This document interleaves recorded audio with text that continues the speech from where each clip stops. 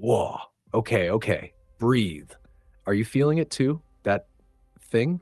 That nagging itch in the back of your brain, that sense that you're just going through the motions? Like your soul's wearing shoes 2 sizes too small? Like you're watching your own life on autopilot stuck in some cosmic traffic jam? Yeah? You wake up, coffee, numb commute, work that drains you or just bores you. Scroll through everyone else's highlight reel, microwave dinner, maybe some mindless TV, sleep, repeat. Is this it? Is this the grand adventure they promised? Is this really living? Or is it just existing, treading water? What if I told you there's this absolute legend, this old school genius, Carl Jung, yeah, the psych OG, the guy who wasn't afraid to get weird with it, who basically looked at this whole situation and said, hold up, your real life hasn't even started yet. Boom, mind blown, right? He dropped this truth bomb. Life really does begin for us at the moment when, for the first time, we realize we know nothing. And elsewhere, the essence. Life truly begins when you find yourself. And that's what we're diving into today. Forget the surface level self-help fluff. No toxic positivity here. We're going deep, getting our hands dirty in the engine room of your psyche. We're going to unpack what Jung meant, why facing this stuff feels like staring into the abyss for most people, and how you can finally start unlocking the real, vibrant, powerful, unapologetically kick-ass version of you that's buried under years, maybe decades, of shoulds and supposed tos and other people's expectations. So buckle up. This isn't just another talking head video. This is your intervention. This is your permission slip. This is your wake-up call. We're going to break down the mask you wear, confront the scary stuff you hide, and map out the journey back to you. Stick around, because your future self will thank you. Let's go. All right, Act 1, the setup, the grand illusion. What is the deal? Why do so many of us, even successful people, feel fundamentally off? Like we're playing a role in a movie we didn't audition for, like we're wearing a costume that's getting really itchy. Jung had a brilliant term for this, the persona. Think of it like your social media profile, but for everything. It's the carefully curated mask you present to the world. The good employee, always agreeable, never complains. The perfect parent juggling everything flawlessly, or pretending to. The chill friend, always up for anything, never needy. The tough guy, never showing vulnerability. The intellectual, always having the right answer. The people pleaser, terrified of conflict. The rebel, defined only by what they're against. The flawless Instagram life, all sunshine and perfectly filtered lattes. It's the version of you designed for maximum approval and minimum friction. It gets the likes, the promotions, the nods of acceptance, the paycheck. It helps you navigate the social world. It's safe, it's familiar, it's often necessary to some degree. But, and this is a huge but, is it you? Really? Like, deep down in your bones? When the lights are off, when you're alone with your thoughts, scrolling at 2 a.m., does that mask feel heavy? Does it feel hollow? Does it feel fake? That's the disconnect. That's the source of that nagging, stuck feeling. We pour so much damn energy into polishing this mask, making sure it fits just right, adjusting it for every different audience, that we completely forget, or maybe never even discovered, who the heck is actually underneath it. We start to believe the mask is us. And why do we do this? Fear. Fear of rejection. Fear of not belonging. Fear of being too much or not enough. Society, family, school, work, they all scream at us from day one. Be this, don't be that, fit into this box, color inside these lines. We absorb these messages, internalize them, and build this persona brick by painful brick to survive, to be loved, to belong, to avoid judgment. But Jung issued a massive warning. If you identify too much with the persona, if you mistake the mask for your actual face, you lose yourself. You become a shell. Life loses its color, its vibrancy, its juice. It feels gray, meaningless, exhausting. Because maintaining a lie, even an unconscious one, takes a ton of energy. Sound familiar? Are you tired? Feeling that burnout deep in your soul? That's the trap. And today, right now, we start picking the lock. We're gonna break out. Okay, Act 2, the confrontation, the descent. This is where it gets real. This is where the adventure truly begins. And yeah, it can feel a little scary, like stepping into a dark room. So if the persona is the shiny, acceptable mask, what's underneath? What's behind the curtain? Jung called this the shadow. Now, don't let the name freak you out entirely. The shadow, it isn't just the evil stuff that can be part of it. It's everything about ourselves that we've disowned, repressed, denied, or are simply unconscious of. It's all the parts we've shoved down into the basement of our psyche because we decided or were told they were unacceptable, embarrassing, weak, weird, or bad. This includes the stuff we typically label negative: our anger, our jealousy, our greed, our laziness, our insecurities, our fears, our weird thoughts, our capacity for cruelty, stuff we really don't want to admit we have.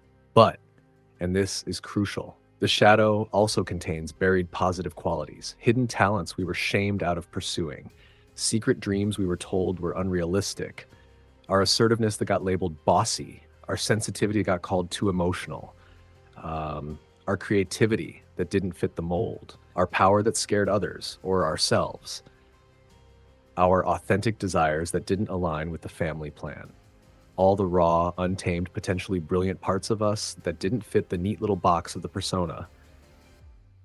We hate the shadow.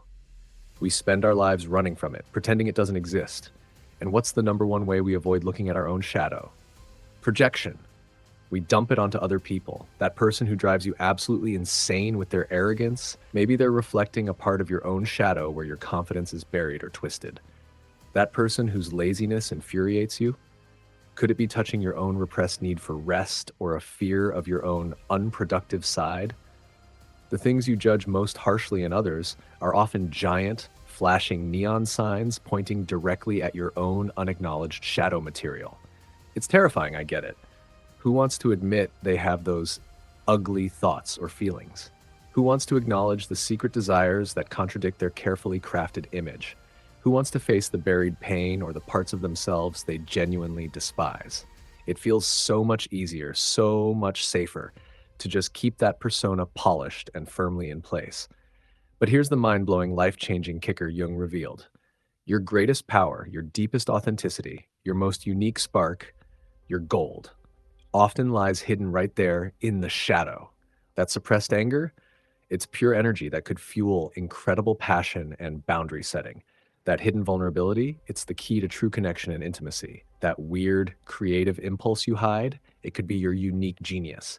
That ambition you were told was too much, it might be the engine for your true calling. Facing the shadow isn't about indulging your worst impulses or becoming a bad person. No, it's about becoming whole.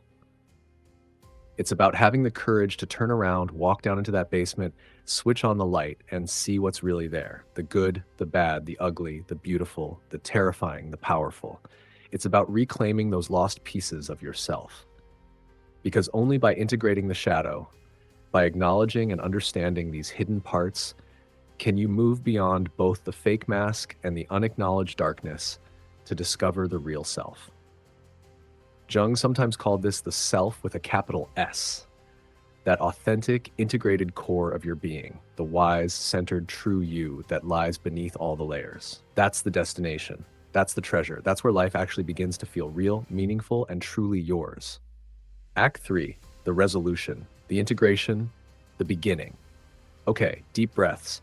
We've seen the mask, we've peered into the shadow, so how the hell do we actually do this? How do we consciously intentionally ditch the suffocating persona, bravely dance with our shadow, and start living from that place of the authentic self? Jung called this lifelong process individuation. Fancy word, but the core idea is beautifully simple. Becoming the unique, whole, undivided individual you were always meant to be, distinct from the collective soup and your own internal conflicts. It's the journey home to yourself, and it's active. You don't just wait for it. So, how do we walk this path?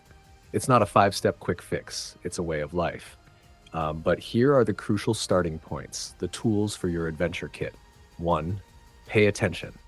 Become a detective of your own psyche. Your unconscious isn't silent, it's constantly trying to communicate with you. What triggers intense emotional reactions in you, both positive and negative? What patterns keep repeating in your life and relationships? What people or situations do you find yourself judging harshly? Hello. Projection. What symbols or themes keep popping up in your dreams, daydreams, or even weird coincidences? Jung called these synchronicities. What does your gut feeling, your intuition, whisper to you when you actually get quiet enough to hear it? Listen. Don't just numb out or scroll past these signals. 2. Question the mask. Interrogate your persona. Start consciously examining the roles you play and the beliefs you hold. Ask yourself, am I doing this because I genuinely want to or because I feel I should? Is this belief truly mine, or did I just inherit it from my family, culture, or friends without ever questioning it? Who would I be if I wasn't trying to be the good one, the successful one, the easygoing one, the tough one? Start gently peeling back the layers of external expectations and internalized shoulds. Notice when you're saying yes when you mean no. Notice when you're silencing your own opinion to keep the peace. This isn't about suddenly becoming a jerk. It's about identifying where your authentic self ends and the performance begins. It's messy, uncomfortable, but unbelievably liberating. 3. Embrace the weird. Reclaim your unique spark. What did you absolutely love doing as a kid before the world told you it was silly, unproductive, or not cool? What activities make you lose track of time? What subjects fascinate you, even if they seem obscure? What makes your heart beat a little faster with excitement or curiosity, even if it scares you a bit? That's your energy, your unique frequency, your authentic desires trying to get your attention. Give yourself permission to explore these things again, or for the first time, whether it's painting, coding, dancing badly in your living room, learning about astrophysics, volunteering with animals, writing poetry no one will see. Lean into what genuinely lights you up, regardless of external validation. That's where your authentic power and joy are hiding. Don't let the fear of judgment from your old persona-driven world stop you. 4. Integrate. Don't eliminate. Befriend your shadow. This is key. The goal isn't to destroy the shadow or get rid of negative emotions. That's impossible and counterproductive. The goal is integration. It means acknowledging the shadow parts, understanding their roots and their messages, and finding constructive ways to channel their energy. You don't eliminate the persona either. You make it a conscious tool you can use when appropriate, rather than letting it unconsciously run your life. See your anger not as inherently bad, but as powerful energy signaling a boundary violation or injustice. How can you express it assertively, not destructively? See your fear not just as something to avoid, but as information about what you value and need to protect. See your sensitivity not as a weakness, but as a source of empathy and deep perception. It's about bringing all the pieces of yourself, light and dark, strong and vulnerable, to the table to create a richer, more complex, more authentic whole. Look, let's be real. This individuation journey, it's not a walk in the park. It's the work. It takes guts. It takes sustained courage to look within, to sit with discomfort, to challenge deeply ingrained patterns, to face the parts of yourself you've spent a lifetime avoiding. Sometimes, as you change, people around you might react negatively because you're messing with the predictable mask they were used to. It's an ongoing process, not a destination you reach where everything is perfect forever. But the alternative, staying stuck in that gray, hollow, exhausting existence, feeling like an imposter in your own life, wearing that heavy, suffocating mask until the very end, letting fear dictate your choices? No way. Not on our watch. The reward for this journey is nothing less than your real life. A life filled with more meaning, more authenticity, more connection, more vitality, more you. It begins the moment you decide to stop performing for an audience and start exploring your own inner landscape. The moment you dare to ask the terrifying, thrilling question, who am I really beneath it all? And have the sheer audacity to listen honestly to the answer, shadows and all. So I gotta ask you, what are you waiting for? Another year to drift by? Another Monday morning feeling that dread? For permission that's never gonna come from anyone but yourself? No, the time is now. Start today. Right after this video, ask yourself one hard, honest question about your mask. Notice one pattern of projection this week. Do one small thing, just one, that feels authentically, undeniably you, even if, especially if, it scares the crap out of you.